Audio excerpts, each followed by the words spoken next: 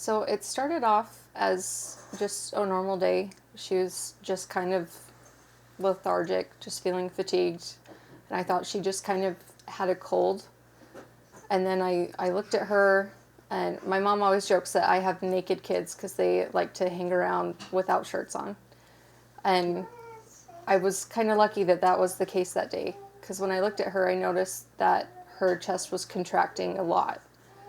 And she was really struggling to breathe. She wasn't eating, she wasn't drinking, which is not normal for my kids. My kids are super hydrated. They're always hungry. They're always wanting something. And she wasn't. She was just laying on the couch. She just wanted me to hold her. And that's not normal for her. She's a very active little girl. So I took her in right away, and we went to Instacare, and they did a swab test, and they said, we're going to have you go to the suction clinic, have her get suctioned out. And then while we went there, the results came back, and they said, oh, okay, she has RSV, and she has 2 different types of COVID. It quickly, very quickly took a turn when we went to the emergency room. She got a steroid shot, and it didn't help open up her lungs. It didn't do anything for her, really. She was still struggling so hard to breathe. And so we got admitted to the hospital, and she was put on a cannula, and it just, even with a steady stream of oxygen going into her, nothing was helping. Her oxygen saturation was just steadily dropping still. And the doctor very clearly laid it out to us. These are our options. If we go from a CPAP to a BiPAP, she has to be transported because we don't have the equipment to intubate her. Back to the moment a year ago, walk me through the emotions that were kind of going through your head at that time.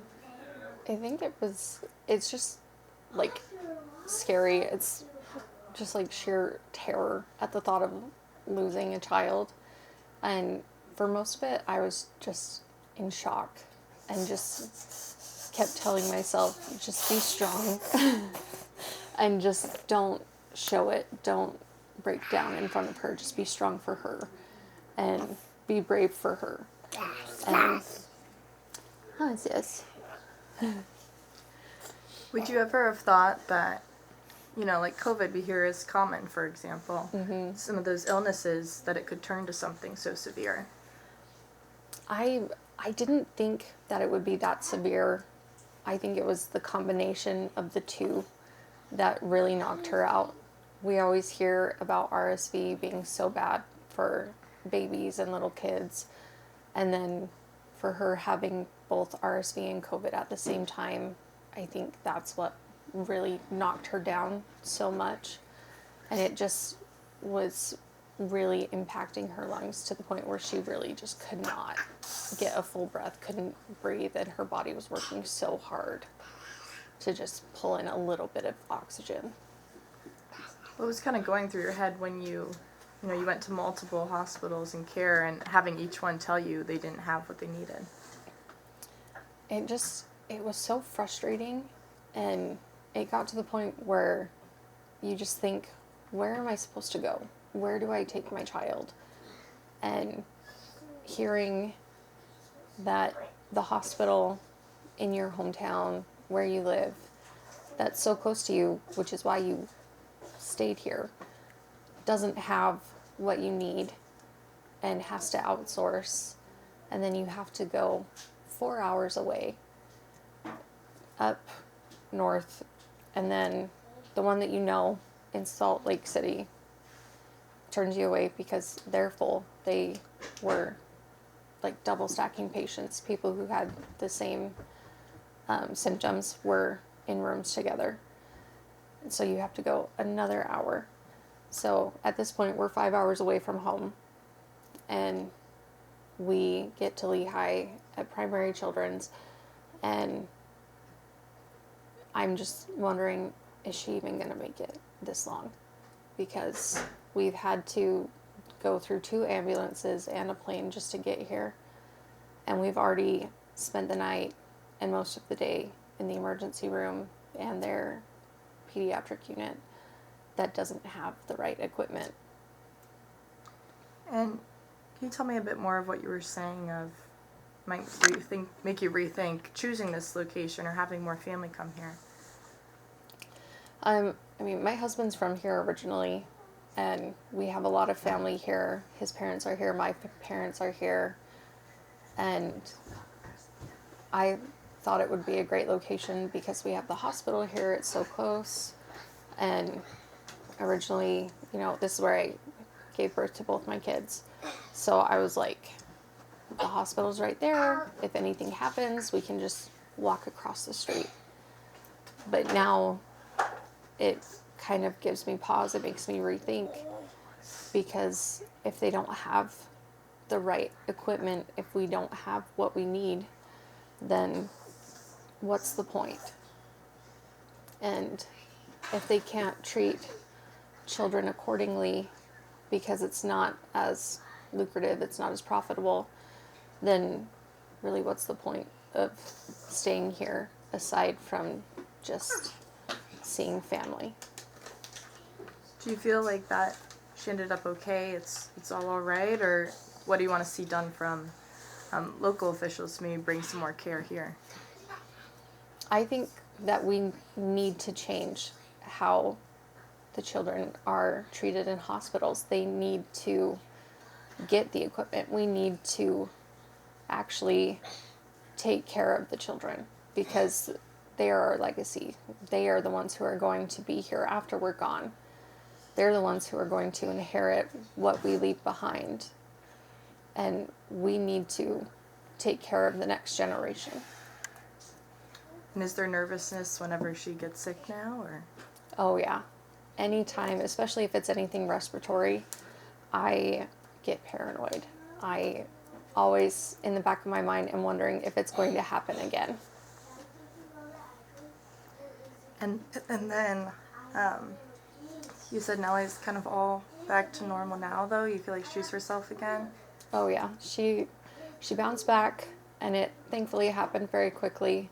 She's always been a bit of a sassy girl, and she definitely shows it now. She's very vocal about it. And tell me about her birthday and Disney World. So, because we have a lot of birthdays around the same time, we decided to go to Disneyland in March, and that's our big birthday present to the kids because their birthdays are so close together. But we did have a little bit of a celebration for her, just to kind of soak it in that it's been a year since she was so sick, and she had a good little celebration. She had lots of cupcakes, and just soaking in just the wonderful feeling of being able to hold her and see how much she's grown. And then there have been a lot of sicknesses going around this year. There's been a flu outbreak, there's been measles. How do you feel thinking about other kids hearing these sicknesses are going around? And what would you say to parents about kind of what that could turn into? I worry that it just is going to spread more and more. There's a lot of people who are kind of afraid to leave the house nowadays because of all that's breaking out. But just best thing to do is hygiene, just keeping yourselves clean, and just trust your doctors and come in when you start seeing symptoms and take care of it quick, and that'll be the best thing to do. And what would you say about urgency as well, knowing that care might not be here? Is it important to just a second, are you very ahead of the game now anytime something's wrong? Yeah, I the second I feel like something's wrong, or if I'm seeing signs or symptoms of an illness, then I take my kids in. But I also work in a doctor's office, so that's one of the perks, is that I see doctors all the time. And then last, and I'll get some shots. One more. You are so silly. What are these moments like now, you know, being with her here? But I just want to take a bath.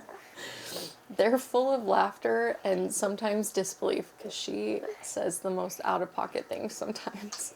Guys. No, not in the bath.